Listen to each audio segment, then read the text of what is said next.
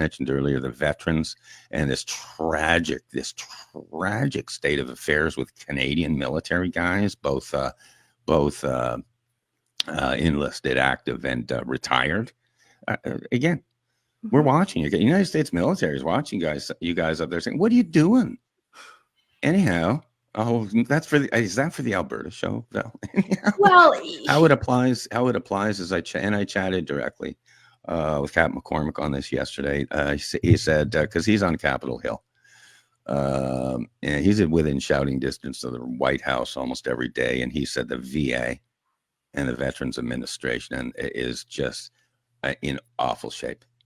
Especially accountability wise and accounting. He says, get this. And again, this is paraphrasing, He says on one point, they said that they've lost $17 billion. They're in the red, $17 billion or whatever. And then they wake up the next day and say, oh, we made an accounting mistake. We're $2 billion in the black. That kind of thing. But bottom line, as far as we've come with taking care of our veterans, we're miles and miles behind. Okay, because this. I don't think this is going to be tough to figure out. I really don't. Once, it really is time. It really is time for a lot of these departments and stuff. You just need to start from scratch, or just pare it right down, go from scratch, like we do in our households, like we do in our companies, whatever.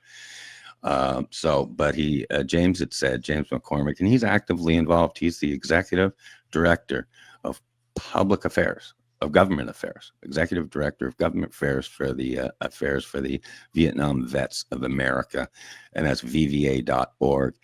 Cap McCormick is a former national commander of the Military Order of the Purple Heart, a war hero from 2 different wars, and as I say, I think he's the number one influential military leader in the world right now in terms of the homegrown, the grassroots, the guys that you and I know, Val.